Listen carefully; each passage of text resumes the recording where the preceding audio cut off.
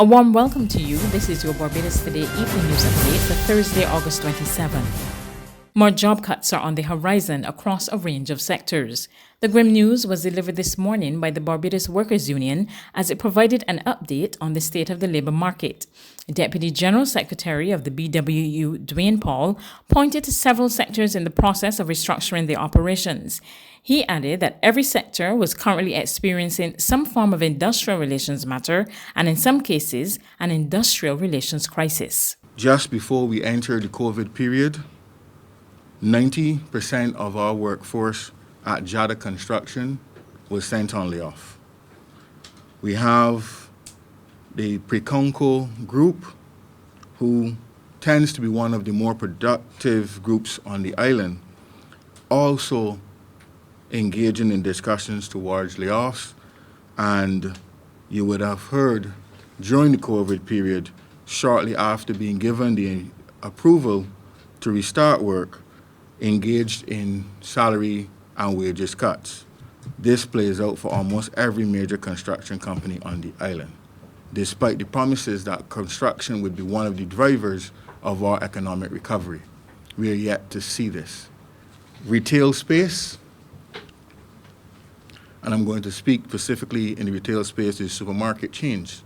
We all saw, and you guys covered very extensively, the significant lines outside of grocery stores during the period, the extensive runs on supermarkets, the owners of these institutions calling for extended hours of operation.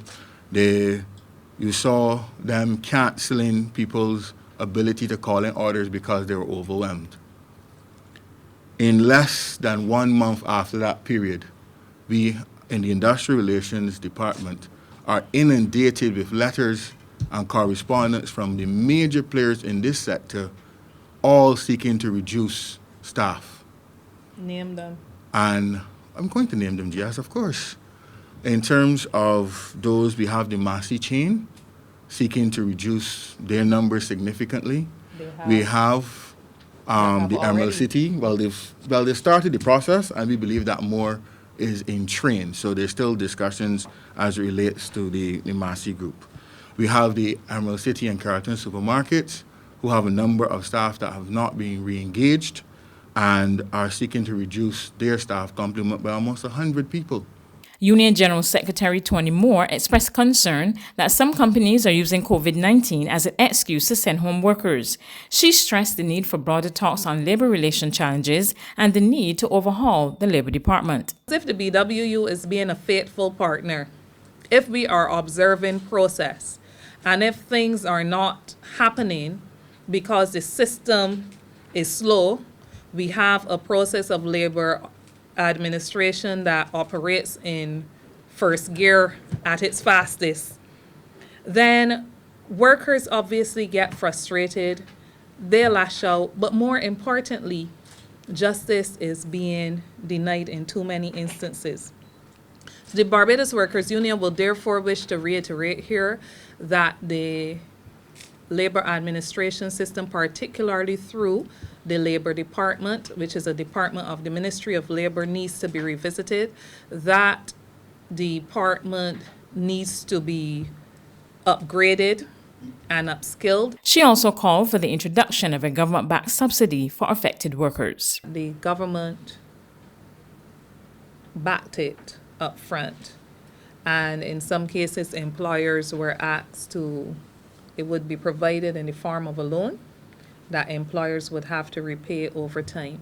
So government would, because it had the access to, the ability to, where employers did not have access to revenues coming in, would put the money up front. So for instance, if a subsidy was pegged at, say, 60% of a person's wage or 70% of a person's wage, it would be paid, financed through the government. The worker gets to go into the workplace and be engaged in a number of tasks, whether it is training, whether it is, as we have had to be doing reskilling, a rapid move, Krista is here towards digitizing, because as you would imagine, the union has a lot of files. You have to get all of these in electronic format. The same would be for businesses out there. So workers can be utilized, although not in terms of the productive way that they were originally engaged to, but productively to ensure that businesses can come back better and bigger at the end of the process. In other news this Thursday, all of the nurses from Ghana who were in COVID-19 quarantine since arriving in Barbados on July 30 have been discharged. Word of this from Acting Chief Medical Officer Dr. Kenneth George. He noted that of the 12 who tested positive for the viral illness and were in isolation, 7 have recovered and were discharged from the isolation facility. However, the other 5 continue to recover at the Harrison Point, St. Lucie. The nurse who tested positive for malaria has also recovered and has been discharged. Dr. George says the nurses have completed 3 consecutive weeks of quarantine and have been certified COVID-19 free by the Ministry of Health. The Democratic Labour Party today charged that parents, students and teachers are still in the dark about the proposed return to school next month and insisted that taxpayers deserve no less than clear answers. In a strong statement, the party accused Minister of Education Cynthia Bradshaw of boasting about the successes of meeting with teachers which were poorly attended. The DLP has asked Minister Bradshaw to provide information on whether school plans have been upgraded for the proposed reopening. It also wants government to outline how many students will benefit from the technology they acquired under its tech drive. There's regional and international news after this short break.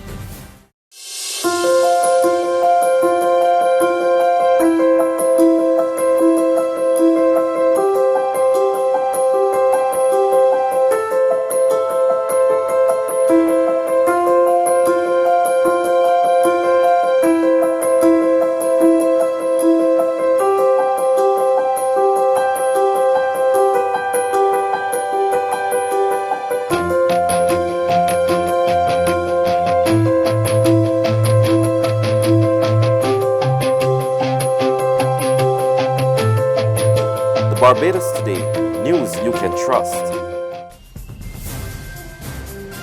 To regional news now in Guyana, President Irfan Ali rubbished allegations that his government has been firing persons across the public service. In an interview with Newsroom Guyana, he made it clear that government was forced to dismiss political appointees who refused to resign. I would say to you that there is no witch hunting. And I am saying to you, and I will invite anyone to examine the entire public service and to see where there is witch hunting. I think we have to be decent human beings. If you're a political appointee and your political party is no longer in office, then you should be decent enough to do the decent thing. We shouldn't be in a position to justify this. If you're a political advisor to the president and you have a new president, you don't expect the new president to have his own political advisor. So we have to decide in life whether we want a political career or a professional career.